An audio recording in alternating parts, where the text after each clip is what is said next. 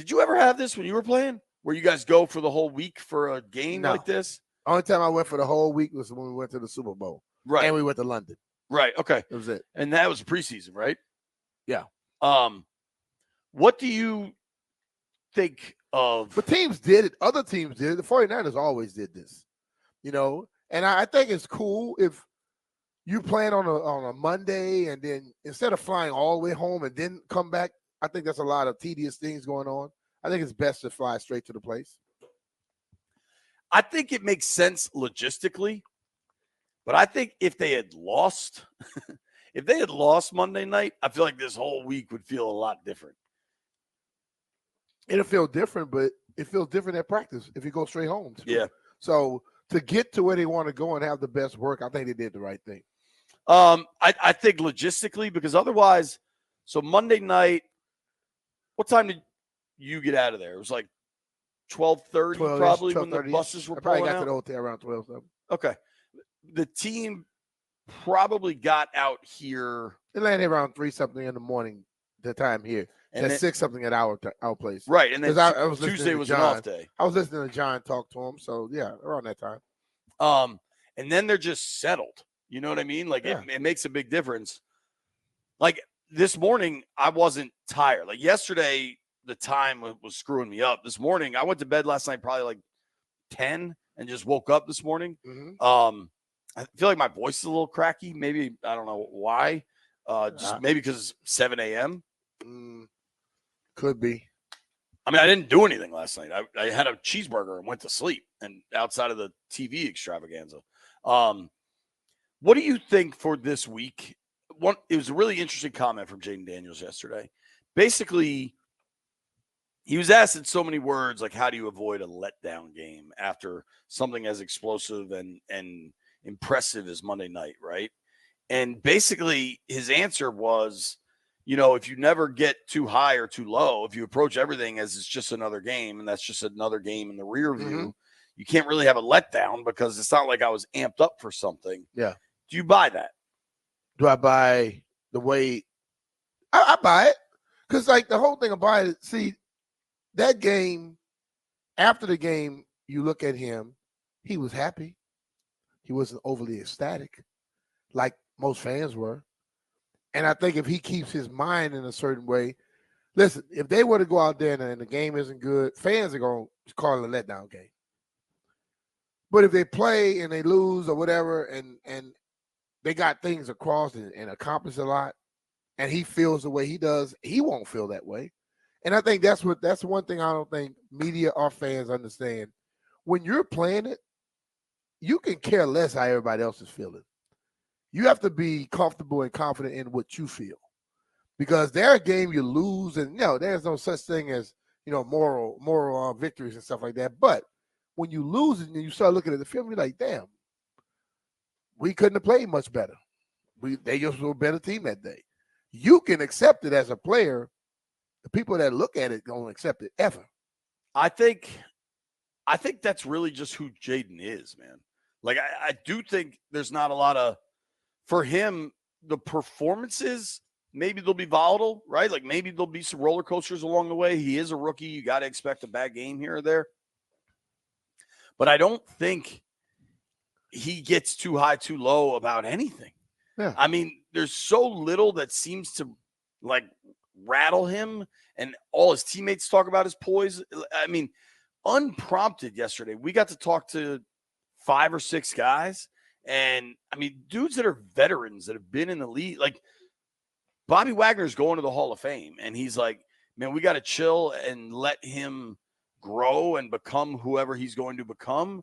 But to start like this is wildly impressive. It is. And just the level of calm and poise and stability he brings, which is crazy because he's a rookie quarterback before he starts. And it doesn't change from one area to the other. The only thing changes when it comes to being a quarterback in different places is what the people around you feel and think.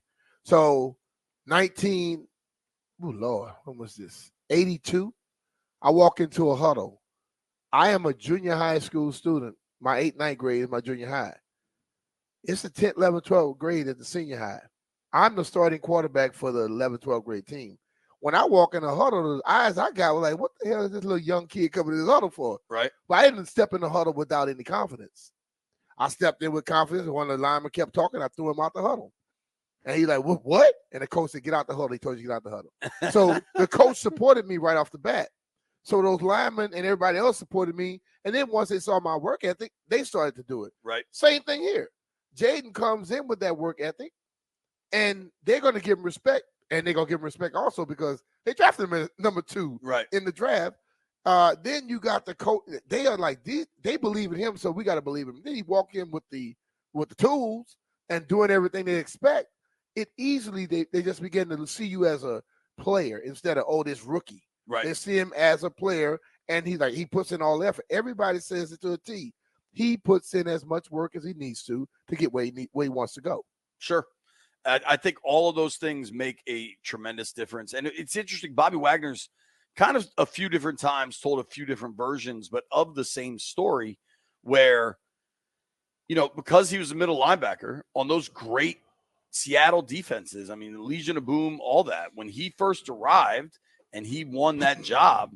And I mean, not to make it too full circle, but Dan Quinn is from the Pete Carroll tree, right? Mm-hmm. Where everything is competition at all times. And as much as that's become like kind of a cliche thing for a lot of coaches to say now, like Pete Carroll was the first one, like that Seattle culture really embraced that and leaned into it.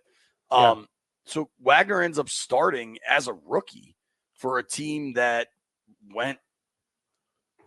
beat Washington in the playoffs. I know that. I mean, his rookie year was 2012, same as RG3. Think about the guys that are in that huddle. Now, granted, it's a defensive huddle, but you still got to call the plays. Oh, yeah. Sherman, Earl Thomas, Cam Chancellor, whoever was in there, right? And he said at first everybody tried to make fun of him, and he just had to, like, power through it. But once he proved he could play and he belonged, I think that's all that matters. They just listened to him. Yeah, if you can play, they're going to give you the love and the respect. And I think the ultimate thing about Wagner, just like about Jayden, when the season started, they saw him play. They saw him work. They saw him practice. They saw him perform. They saw him prepare. So when the season started, if the coaches decided to start you, they're not complaining at that point. I'm sure when they first put you in there, they're looking like, yeah, whatever. But when the season started, you've proven it to them now. I think even more than – I think you nailed something there. Once you show you can play, it kind of changes everything. Oh, yeah. But the way Jayden has prepared and carried himself, honestly, since he arrived for the draft, set them up to have – and listen, you could look at it the skeptic point of view where it's like, all right, he was drafted second overall. Like, we already know what his role is going to be here. Yeah. But he never carried himself that way. Yeah. And if he walked in here every second, started barking orders and demanding and acting like the other guy did, he would have had a different reception. But he walked in and all he did was work. Then the veterans start walking into the building and they're like, damn, this kid already here. And I think it's just like people tried to beat Tom up. They couldn't. When Kobe was around, and Kobe, I think, what was it, Dwight? Not Dwight Howard. No. Played in Miami with LeBron and Chris Bosh. He got up one morning super early, run down there. Kobe had already worked out, ate his first breakfast or whatever, and was about to start his second thing. Some guys just do it a certain way. Heineke told that story when he was with New England, just practice squad. Yeah. He's like, man, I got to try to make an impression. And he got to the facility like 4:30. And there you go. Tom was already in the second quarter of a game. That's what I'm saying. So when you have that is who you are. You don't have to change up, because the people that normally get shunned by the veteran players are those who walk in and try to be more than what the hell they are.